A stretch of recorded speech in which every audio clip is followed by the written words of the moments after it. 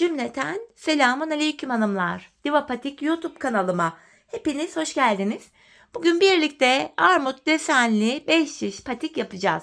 Ben patiğimde sarı, krem ve böyle çok az bir miktar yeşil olmak üzere 3 tane normal patiklik ip kullandım. Şişlerim 3 numara. Modelimiz bu şekilde. Çok güzel, çok şık, hoş bir model oldu hanımlar. Patiğimiz bu şekilde, tabanımız. Patiğimizin topuğu. Model bu. Ben bu modeli Instagram'dan arkadaşım Patik Perisi sayfasından aldım. Tasarımı kendisine ait. Arkadaşıma bu güzel model için de çok teşekkür ediyorum. Bu patik benim elimin ölçülerine göre 37, 38, 39 numara ayaklar için uyumlu oldu. Patiğimize her zaman olduğu gibi burun kısmından başlayacağım hanımlar. Sarı ipim ile 12 ilmek atıyorum. 12 ilmek. 1, 2, 3, 4, 5, 6, 7, 8, 9, 10, 11 ve bir ilmek daha atıyorum. 12. 12 ilmek attım. Geri dönüyorum hanımlar. İlk sırada kenar ilmeğimi aldıktan sonra ilmeklerimizi ters örüyorum.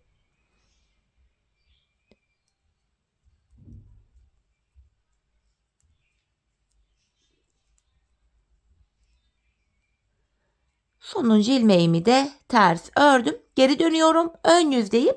Artık 5 şişe geçiş yapacağız ve düz örgü uygulaması yapacağız hanımlar. Kenar ilmeğimi aldıktan sonra şu ikinci ilmeğim 3, 4, 5, 6 ilmek ördüm. Kalan 6 ilmeğimi de diğer şişimle örüyorum.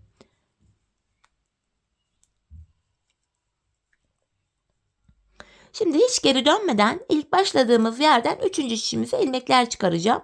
İlk ilmeğimi hemen şu kenara ilmeğin iki kanadına birden girerek çıkartıyorum. Devamında tığımdan yardım alarak ilmekler çıkartmaya devam edeceğim. Başlangıç yerlerine ilmeğin iki kanadına birden girerek ilmek çıkartıp tığıma şişime takıyorum. Bu şekilde patik ucu daha sağlam oluyor hanımlar. 5 ilmeğim oldu. Buradan bir ilmek daha çıkarttım, 6. Şimdi bir 6 ilmek daha çıkaracağım. Onu da 4. şişime takacağım. Şu ikinci ilmeğim. Şu 3. ilmeğim. 4. ilmeğim. 5 ve bir ilmek de şu kenardan çıkarttım, 6. 4 şişte de 6'şar ilmeğim var. 5. şişimi aldım. Hanımlar ilmeklerimi bir sıra düz olarak öreceğim. 5 şiş patikte bir sıra dediğimiz olay şudur. 4 şişimizdeki ilmeklerimizi de örüp tamamlayınca bir sıra örmüş oluyoruz. İlk şişimdeki ilmeklerimi ördüm. İkinci şişime geldim. Buradaki ilmeklerimi de yine düz olarak örüyorum. 3. şişime geldim. Buradaki ilmeklerimi de yine düz öreceğim. 5 şiş patik böyle dolana dolana örülüyor hanımlar. 4. ve sonuncu şişime geldim.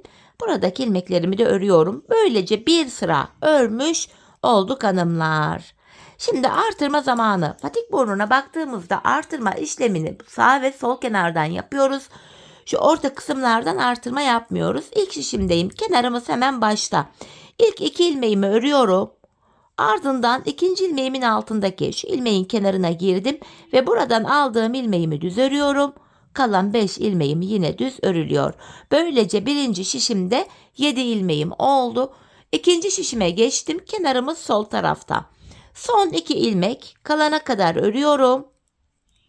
Sondan ikinci ilmeğimin altındaki hemen şu ilmeğin kenarına girdim ve buradan aldığım ilmeği de düz ördüm.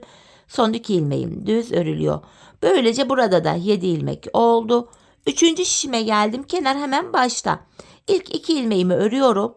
İkinci ilmeğimin altındaki şu ilmeğin kenarına girerek buradan aldığım ilmeğimi de düz ördüm. Kalan ilmeklerim düz örülüyor. İlk 3 şişimde 7'şer ilmeğim oldu. 4.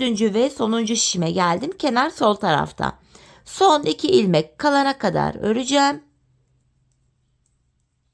Sondan ikinci ilmeğimin altındaki şu ilmeğin kenarına giriyorum. Buradan aldığım ilmeğimi düz ördüm. Son 2 ilmeğim de düz örülüyor. 4 şişimizde de 7'şer ilmeğimiz oldu. Bir sıra artırmayı yaptık hanımlar. Şimdi bir sıra 4 şişimdeki 7 ilmeğimi de düz olarak öreceğim. 5 şiş patik burnunda bir sıra artırma yaparken bir diğer sıra artırma yapmıyoruz. Sebebi şu: her sıra artırma yaparsak şayet patik burnu bir anda açılma yapar ve hoş bir görüntü olmaz. Üçüncü şişime geldim. 3 ve 4. şişimdeki ilmekleri de düz öreceğim. Bu düz ilmekleri örerken artırma işlemini sizlere kısaca tekrar etmek istiyorum. Artırma işlemini 1. ve 3. şişimizde ilk 2 ilmeği ördükten sonra yapıyoruz. 2. ve 4. şişimizde de son 2 ilmek kalana kadar örüp öyle artırıyoruz. Evet, bir sıra ilmeklerimizi düz ördük. Tekrar ilk şişimdeyim. Artırmalarımızı yapacağız. Hemen kenarımız başta. İlk şişimde ilk 2 ilmeğimi ördüm. İkinci ilmeğimin altındaki şu ilmeğin kenarına girerek buradan aldığım ilmeği de düz örüyorum. Kalan 5 ilmeğim düz örülüyor. Birinci şişimde 8 ilmeğim oldu. İkinci şişime geldim. Kenar solda. Son 2 ilmeğim kalana kadar örüyorum. Sondan ikinci ilmeğimin altındaki şu ilmeğin kenarına girdim. Buradan aldığım ilmeği de düz ördüm. Kalan 2 ilmek de düz örülüyor. Burada da 8 ilmek oldu. Üçüncü şişime geldim. Kenar hemen başta. İlk 2 ilmeği ördüm. İkinci ilmeğimin altındaki şu ilmeğin kenarına girerek buradan aldığım ilmeği de düz örüyorum. Kalan 5 ilmeğim düz örülüyor. İlk 3 şişimde 8'er ilmeğim oldu. Dördüncü ve sonuncu şişimdeyim. Kenarımız sonda. Son 2 ilmek kalana kadar örüyorum. Sondan ikinci ilmeğimin altına, yani şuraya girerek buradan aldığım ilmeği de düz ördüm. Kalan 2 ilmek düz örülüyor. 4 şişimizde de 8'er ilmeğimiz oldu. Şimdi bir sıra 4 şişteki 8 ilmeği düz öreceğiz. Sonraki sıra artıracağız. Düz öreceğiz, artıracağız. Bu şekilde patik burnunu tamamlayacağız. Hanımlar, ben bu patiğimde her bir şişimde 14'er ilmeğim olana kadar artırmalarımı yaptım. Sonra modele başladım. Şimdi hep birlikte artırmaları yapalım. Ardından buluşalım.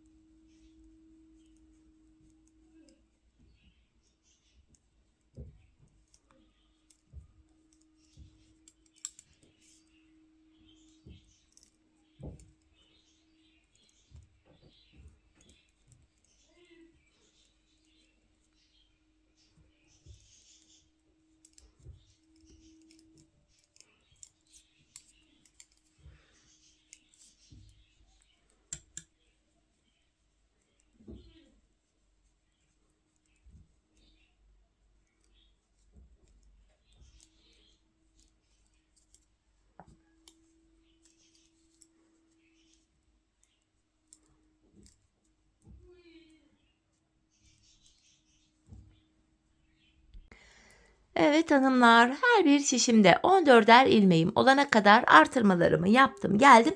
Artırmadan sonra bir sıra düz örmedim. Modele geçeceğiz. Şimdi krem ipimi ekleyeceğim.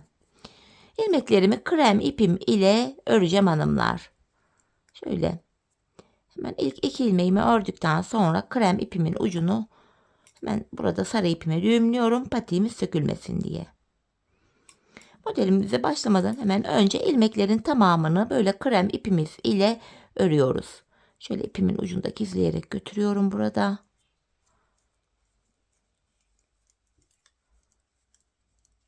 Bu şekilde hanımlar ilmekleri krem ile öreceğiz. Bakın ilk şişimdeki ilmeklerimi ördüm. Şimdi 4 şişimizdeki ilmekleri de 2 sıra boyunca, yani 4 şişimizi krem ile bir kere öreceğiz. Ardından bir sıra daha öreceğiz. 2 sıra olacak. Bu şekilde 2 sıra örelim gelelim. Evet, 2 sıra boyunca ilmeklerimi düz ördüm geldim. Şimdi ilk şişimdeyim. Armut modelimize başlayacağız. Modelimiz 10 sıradan oluşuyor hanımlar. Şimdi ilk şişimde, modelimde 1. sıradayım. İlk ilmeğimi krem ipim ile örerek çok pardon başlıyorum. Bir tane krem ördüm. Şimdi sarı ipimi alıyorum. İlk armutumu yapacağım. 5 ilmek sarı örüyorum. 1, 2, 3, 4, 5. 5 sarıdan sonra armut aralarında 3'er tane kremimiz var. 3 ilmek krem. Tekrardan 5 sarı, 2, 3, 4, 5. 3 tane krem öreceğim. İkinci şişimden devam ediyorum. 1, 2, 3. Tekrar sarıyı aldım. 5 ilmek sarı örüyorum. 3, 4, 5. 3 tane krem. Model 5 sarı, 3 krem olacak şekilde devam ediyor. Tekrardan 5 tane sarı. 3. şişimden devam ediyorum. 4 ve 5. Araya 3 tane krem. 5 ilmek sarı. 4, 5. Araya 3 tane krem. Tekrar 5 ilmek sarı. 4. şişime geçtim. Buradan devam ediyorum. Şu ikinci sarım. 3, 4, 5. Araya 3 tane krem. 5 tane sarı. Kalan 2 ilmeğim de krem. Böylece modelde 1. sıramızı tamamladık. Şimdi tekrar ilk şişimdeyim. Modelimizde 2. sıramız hanımlar. Bu sıramızda 7 tane sarı öreceğim. İlk armutumu yapıyorum. 7 ilmek sarı. 2, 3, 4, 5, 6, 7. Armut aralarında bir tane kremimiz var. 7 sarı bir krem olacak şekilde modelimizin 2. sırasını örüyoruz. Bakın 4 sarım oldu. 5, 6, İkinci şişime geldim. 7. 7 sarımı ördüm. Araya bir ilmek krem. Tekrardan 7 ilmek sarı. 4, 5, 6, 7. Bir ilmek krem. 7 ilmek sarı örüyorum. 4 oldu. 3. şişime geldim. 5, 6, 7. sarım. Bir tane krem. Tekrardan 7 ilmek sarı. 4, 5, 6, 7. Araya bir tane krem. 7 sarı. 2, 3, 4, 5, 6. İpimin şu tüylü tarafları, ek birleşme yeri herhalde burası. Arkada kalsın. 7 tane sarıyı ördüm. Bir tane krem. Tekrardan 7 ilmek sarı. 3, 4, 5, 6, 7 ve son bir ilmeğimi krem ile ördüm. Modelde 2. sıramı yaptım. Şimdi hanımlar modelde 3. sıradayım. İlk armutumu yapacağım. 5 sarı, 3, 4, 5. Bir krem, bir sarı. Bakın ilk armutumuzu yaptım. Armut aralarında bir tane kremimiz var. Şimdi 2. armut modelimi de ilkiyle aynı şekil yapıyorum. 5 sarı, 3, 4, 5. Bir krem ve bir tane sarı. 2. şişimden devam ediyorum. Bir sarımı ördüm. Armut arası için bir ilmek kremim var. Devam ediyorum. 3. armutumu yapacağım. 5 ilmek sarı. Bir ilmek krem, bir ilmek sarı. Tekrar armut arası için bir tane krem örüyorum. Diğer armutumu yapacağım. 5 sarı, 3, 4. Üçüncü şişime geldim. 5. 5 sarı, bir krem, bir sarı. Armut arası için bir ilmek sarım var. Bir diğer armutumu yapıyorum. 5 sarı, 2, 3, 4, 5. Bir krem, bir sarı. Armut arası için bir ilmek krem örüyorum. Bir diğer armutumu yapacağım. 5 sarı, 2, dördüncü şişime geçtim hanımlar. Şu üçüncü sarım, 4, 5. Armut arası için bir ilmek kremim, pardon 5 sarı, bir krem, bir sarı örüyorum. Armut arası için bir krem. Sonuncu armutumu yapacağım. 5 sarı, bir krem, bir sarı ve son bir ilmeğimi krem ile ördüm. Böylece modelimizde 3. sıramızı tamamladık. Geldik modelde 4. sıramıza. Hanımlar 4. sıramızda 3. sırada yaptığımız işlemin aynısını yapacağız. Sarı ilmekleri sarı ile, kremleri de krem ile örüyoruz. Aynı işlemi yapıyoruz. Bakın 5 sarı, bir krem, bir sarı.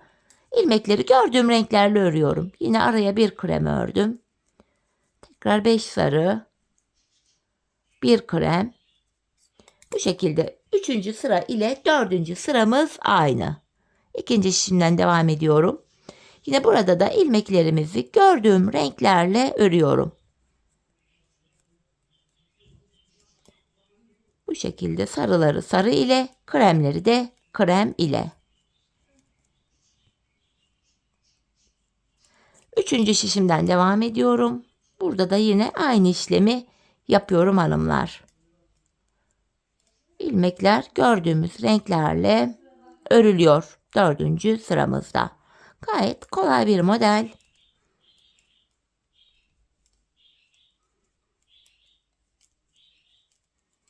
Dördüncü şişime geldim. Buradaki ilmeklerimi de yine gördüğüm gibi örüyorum.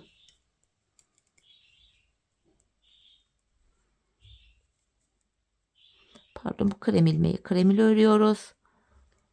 Tekrar 5 sarı, bir krem, bir sarı ve son bir ilmeğim krem. Böylece 4. sıramızı tamamladık. Şimdi tekrar ilk şişimize geldik hanımlar. Modelimizde 5. sıramızı yapacağız. Bu sıramızda hanımlar ilk ilmeğimi krem ile ördüm. Bir krem. Sarı ipimi alıyorum. İlk armutumu yapıyorum. 3 sarı, bir krem, bir sarı. İlk armutumuzu yaptım. Bu defa armut aralarında 3'er tane kremimiz var. Şu 3 kremi ördüm. İkinci armutu yapacağım. 3 sarı, bir krem, bir sarı. İkinci armutu da yaptık. İkinci şişime geçtim. Armut aralarında yine 3 tane kremimiz var. 3 ilmek krem örüyorum. 1, 2, 3. Diğer armutumu yapıyorum. 3 sarı, bir krem, bir sarı. Tekrar armut arası için 3 ilmek krem örüyorum. Bir diğer armutumu yapacağım şimdi. 3 sarı, 1, 2, 3. Bir krem, bir sarı. Armut arası için tekrar 3 tane sarı örüyorum. 3 sarı, bir krem, bir sarı. Armut arası için 3 ilmek kremim var. Şöyle yeniden diğer armutumu yapacağım. 3 sarı, 4. şişimdeyim. 2 ve 3. sarım. Bir krem, bir sarı. Armut arası için 3 tane kremim var. Sonuncu armutumu yapıyorum. 3 sarı, bir krem, bir sarı. Ve şişimde kalan son 2 ilmeğimi hanımlar şöyle krem ipim ile örüyorum.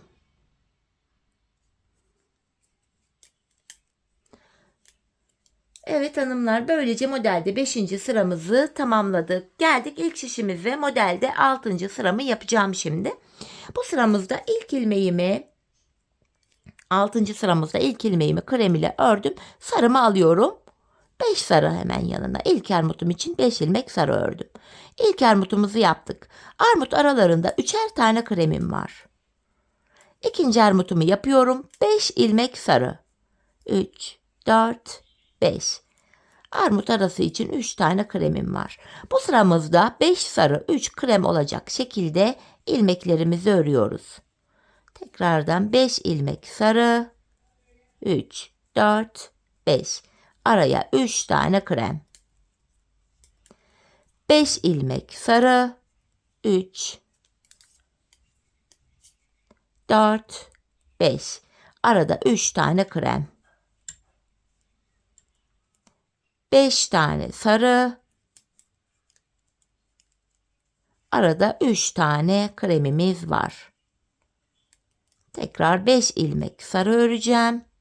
Dördüncü işimden devam ediyorum. Şu ikinci sarı ilmeğim.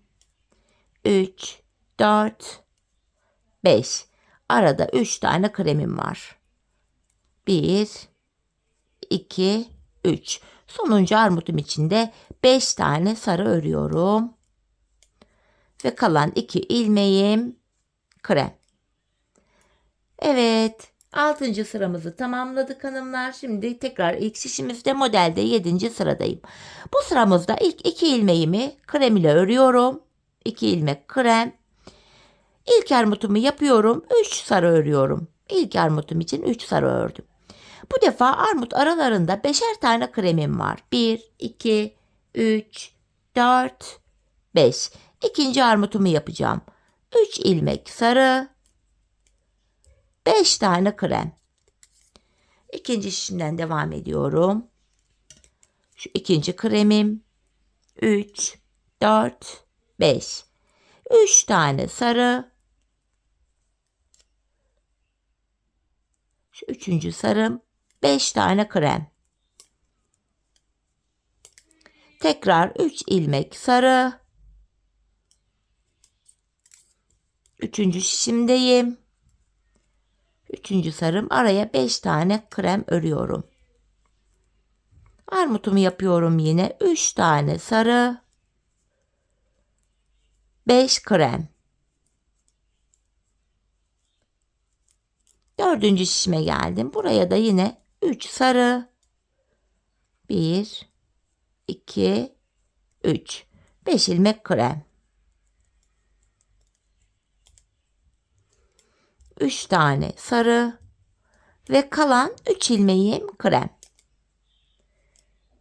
Bu şekilde 7. sıramızı yaptık hanımlar. Geldik şimdi modelde 8. sıramıza. 8. sıramızda hanımlar 7. sırada yaptığımız işlemin aynısını yapacağız. Krem ilmeklerimi krem ipim ile, sarı ilmeklerimi de sarı ipim ile örüyorum. 7 ile 8. sıramız aynı. Bakın 5 kremimi örüyorum. 3 tane sarım var. Kremleri krem, sarıları sarı ile örüyoruz. Bakın bak ilk şişimizi yaptık. Şimdi diğer 3 şişimizde de hanımlar ilmekleri gördüğümüz renklerle örelim. İlk şişte buluşalım. Evet, diğer 3 şişimi ördüm geldim hanımlar. Şimdi tekrar ilk şişimizdeyiz. Elmayı yaptık. Yapraklarımıza geçeceğiz hanımlar. Modelimizde 9. sıramız, yaprağımız 2 sıradan oluşuyor. Bu sıramızda ilk 3 ilmeğimi krem ile örüyorum. Yeşil ipimi ekleyeceğim hanımlar şimdi. Buraya bir ilmek yeşilimi ekliyorum. Bu sırada sarı ipimizi kullanmayacağız. Sarı ipimiz beklesin. Ortaya bir tane yeşilimi ördüm. Yine yeşil ipimin ucunu da hanımlar burada düğümlüyorum. Her yerine eklediğimiz ipte böyle düğümlemeyi unutmuyoruz. Şöyle. Bir tane yeşil ördüm. Şimdi tekrar kremimi alıyorum. İlk armutumun sapını yaptım. Aralarda 7 tane kremim var. 2, 3, 4, 5, 6, 7 krem, 1 yeşil. Bu sıramız 7 krem, 1 yeşil olacak şekilde örülüyor. İkinci kremimi ördüm. İkinci şişime geldim. Buradan devam edeceğim. Üçüncü ilmeğim 4, 5, 6, 7 krem, 1 tane yeşil. 7 tane krem, 4, 5, 6, 7. 1 ilmek yeşil. Devam ediyorum. Üçüncü şişime geldim. Tekrar 7 tane krem. 7 krem 1 yeşil olarak örüyoruz. 4, 5, 6, 7.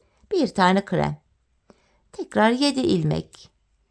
Krem, bir yeşil. Diğer şişime geçtim. Şu 7. ilmeğimi ördüm. Hemen ortaya bir tane yeşil. Tekrardan 7 tane krem. 4, 5, 6, 7. Bir ilmek yeşil. Ve şişimde kalan son 4 ilmeğimi krem ile örüyorum. Modelimizde 9. sıramızı tamamladık hanımlar. Şimdi geldik modelimizde 10. ve sonuncu sıramız. Şöyle yeşil atlatarak getirdim kenarda kalmasın diye.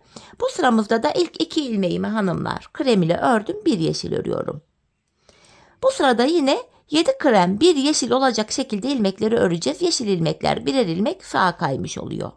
5, 6, 7 krem ördüm. Bir ilmek yeşil. Şimdi tekrar 7 ilmek krem örüyorum. 3. Devam ediyorum. 4, 5, 6, 7. Bir ilmek yeşil. 7 tane krem. Bir ilmek yeşil. Tekrar 7 tane krem öreceğim. Şu 1. Kremi şöyle yeşil arkadan toplayalım. Devam ediyorum. 3. şişimdeyim. Şu 2. kremim. 3, 4, 5, 6, 7. Bir ilmek yeşil örüyorum. Yeşilimi aldım. Bir yeşil. Tekrar 7 krem. 3, 4, 5, 6, 7. 4. şişime geldim. Bir tane yeşil örüyorum buraya da. Bir yeşil. Tekrar 7 tane krem. 2, 3, 4, 5, 6, 7. Bir yeşil. Ve kalan 5 ilmeğimi krem ipim ile örüyorum hanımlar.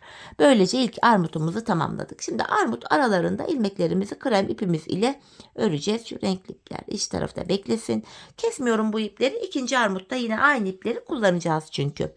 Şimdi armutlarımızı bitirdik. İlmeklerimi krem ipim ile düz olarak öreceğim hepsini.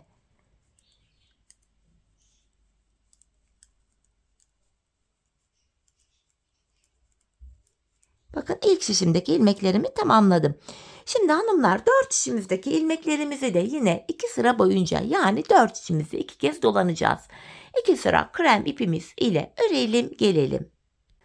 Evet hanımlar ilmeklerimi 2 sıra krem ipim ile düz ördüm geldim. Hemen aynı şekilde aynı hizada aynı sayılarla ikinci armutlarımızı yapacağız. 10 sıradan oluşan armut modelimizi tekrar edeceğiz. Kafanız karışmasın diye hemen başlangıcında sizlere kısaca anlatayım. İlk armutumuzu nasıl yapmıştık? İkinci de aynı şekil yapılıyor. Bakın ilk şişimdeyim. İlk armutumu yapıyorum. Modelde 1. sıram. İlk ilmeğimi krem ile ördüm. Alttan şöyle sarı ipimi alıyorum.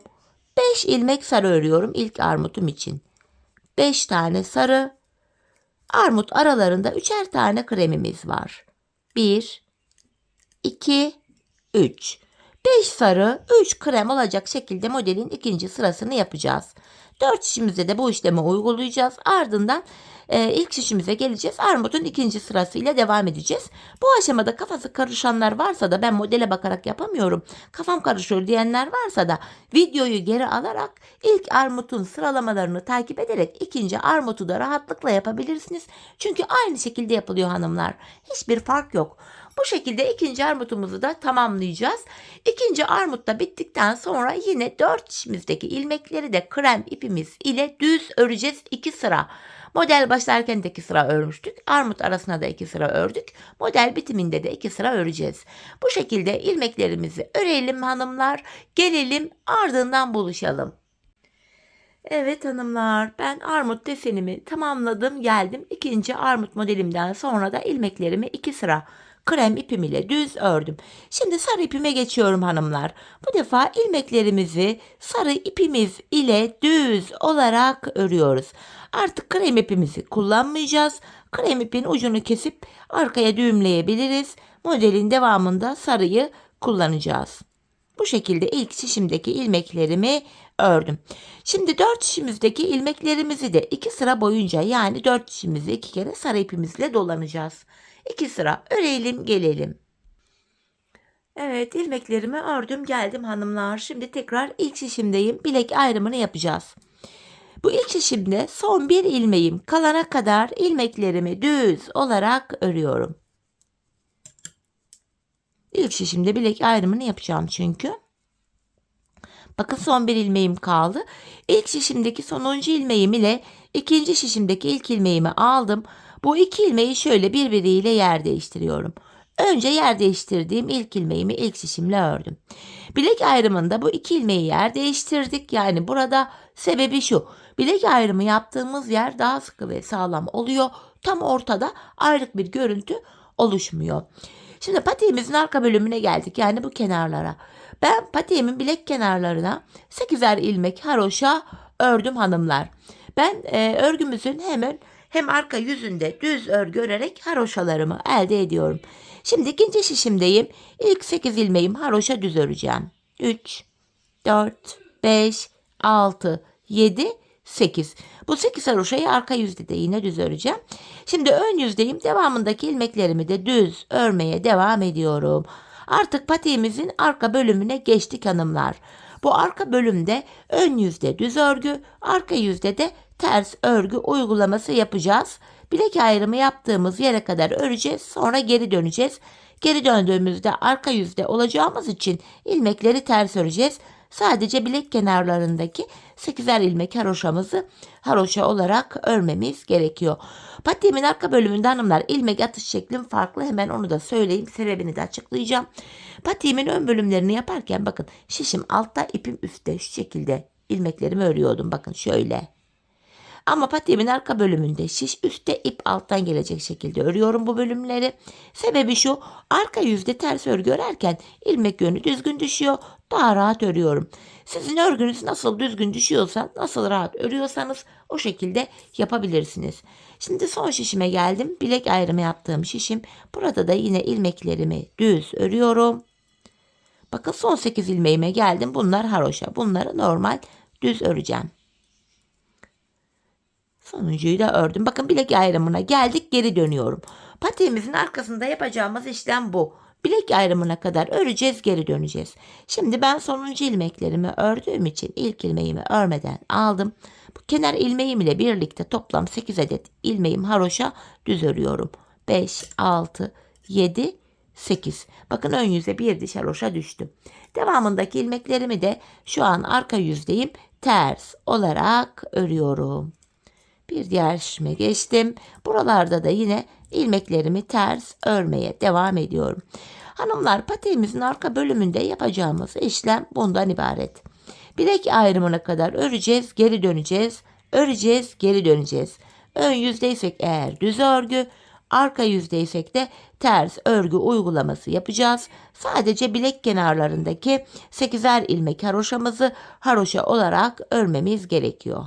Bu şekilde arka bölümde başka yapılacak hiçbir şey yok. Hatta bir takipçim, onu da bahsedeyim, yorumunda anlamamış.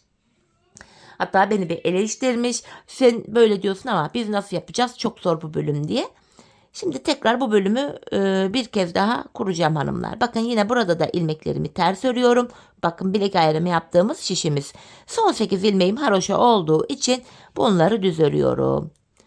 Evet, bilek ayrımına kadar yine geldik. Bakın geri dönüyorum. Bu bölümü tekrar edeceğim hanımlar. Bir kez daha yapacağım. Çünkü anlaşılmamış. İyice anlaşılsın. Yine kenar ilmeğimi aldım.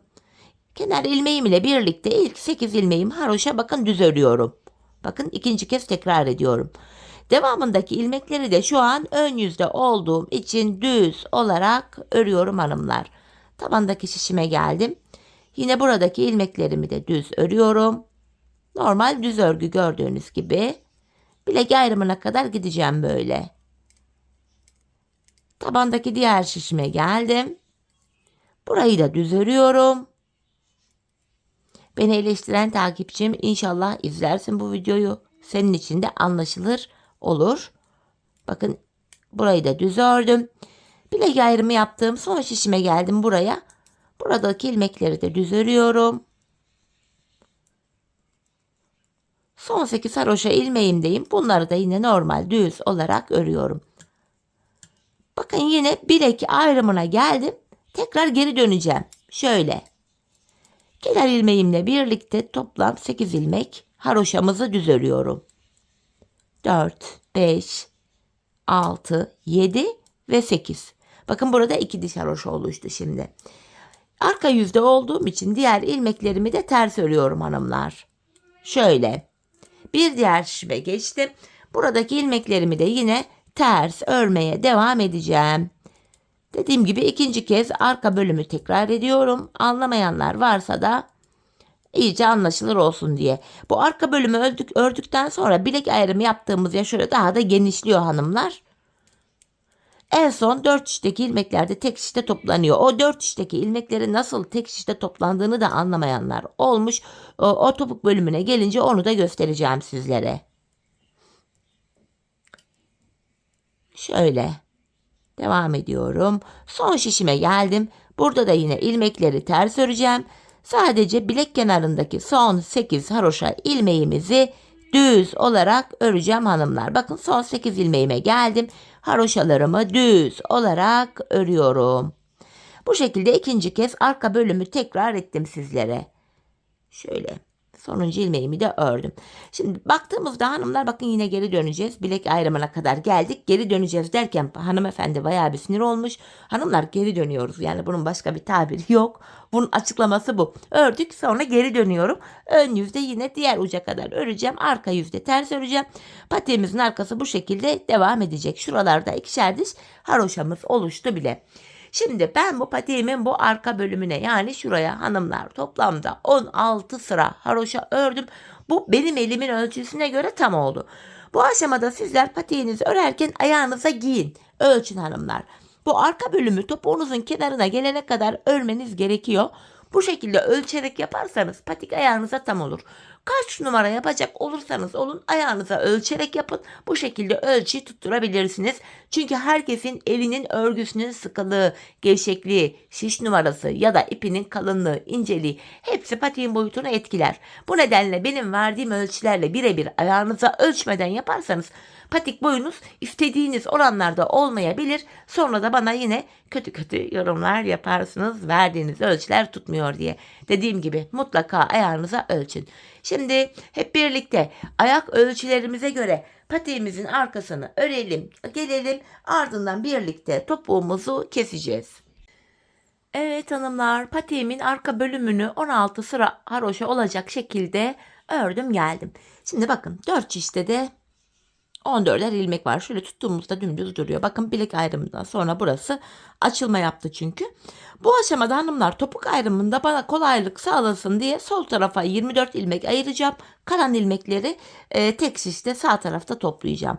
Bakın şurada 14 ilmeğimiz vardı şişimizin birinde sayıyorum. İlmekleri paylaştırıyorum. Şu 15, 16, 17, 18, 19, 20, 21, 22, 23, 24. Bakın şuraya 24 ilmek ayırdık. Baştan sayalım. 4, 8, 12, 16, 20, 24. Şimdi şuralarda kalan ilmeklerin hepsini de tek şişte toplayacağım. Bakın şurada kalan 4 ilmeği hemen bu şişime topluyorum. Şöyle.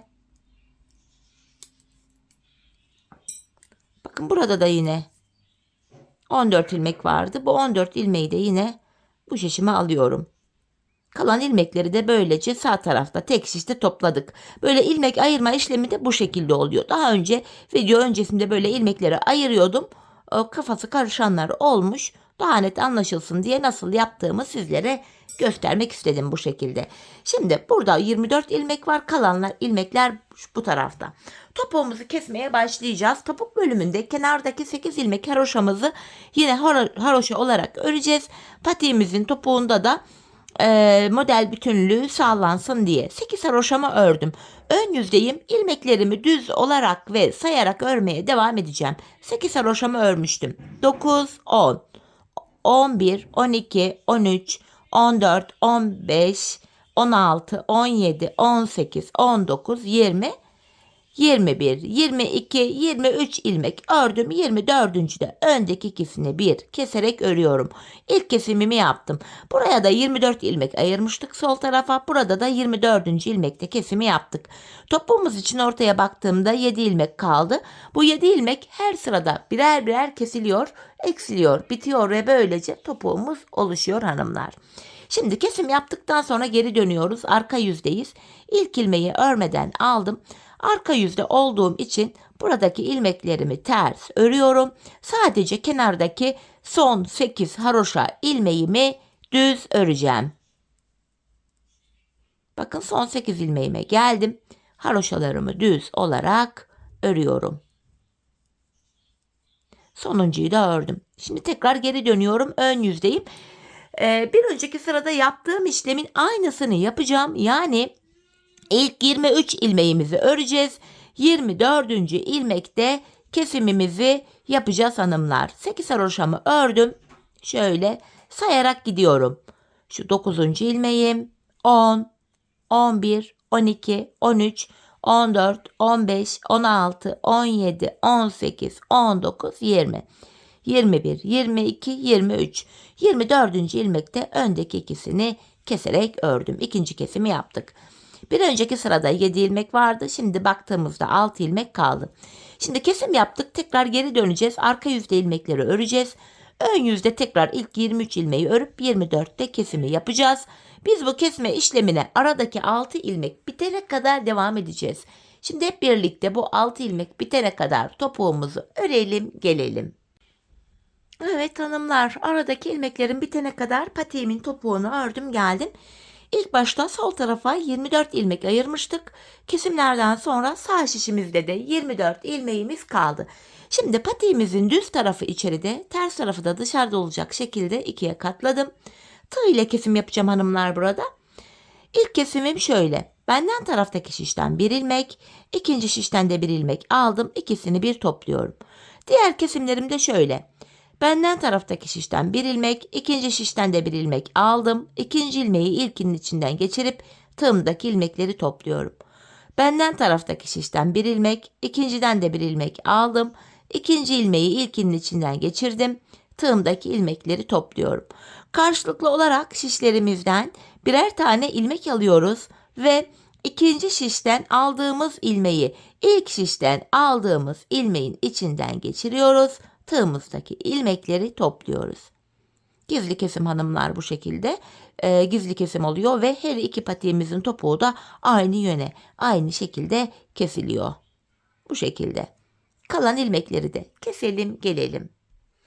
Şişlerimde son birer ilmeğim kalana kadar kesimlerimi yaptım. Bu aşamada önce benden taraftaki ilmeğimi, sonra diğer şişimdeki ilmeğimi tığıma aldım. Tığımdaki 3 ilmeğin üçünü bir topluyorum. 2 tane de zincir çektim ve ipimi kesiyorum. Patiğimizi tamamladık. Hemen şu ipimizin ucunu arka ilmek aralarına girerek gizleyeceğim. Burada şöyle bir zincir tekniğiyle tekrardan bir düğüm atıyorum hanımlar. İpimi yarım aldım. Maalesef şöyle tekrar topluyorum. Bu şekilde ipimizin ucunu gizleyelim. Hem daha sağlam oluyor hem de patik ayağı giyildikten sonra ipler dışarı çıkmıyor. Evet. Bakın hanımlar, patiğimizin topuğu şöyle. Gösteriyorum, ayağı giyilince şöyle duruyor. Tek taraflı bir kesim. Çok şık, temiz bir görüntüsü de var. Evet, patiğimiz görüntü itibariyle böyle. Hemen manken ayağıma da giydireyim. Birlikte modelimizin ayaktaki duruşuna da bakalım. Çok güzel, çok şık, hoş bir model oldu hanımlar. Ben çok beğenerek, çok severek yaptım. Umarım sizler de benimle birlikte beğenerek, severek yaparsınız. Yapacak olanlara da şimdiden kolay gelsin diyorum. İşte hanımlar, modelimizin ayaktaki duruşu bu şekilde. Çok rahat, kullanışlı, güzel bir model oldu. 5 şiş patiğin rahatlığı der susarım. O derece 5 şiş patiğin yerini hiçbir patik tutmuyor diye düşünüyorum. Evet hanımlar, yine birlikte güzel bir modelin daha sonuna geldik. Umarım sizlere faydalı, hoş bir video olmuştur. Yeni modellerde, yeni videolarda buluşmak dileğiyle. Şimdilik hoşça kalın, sağlıcakla kalın.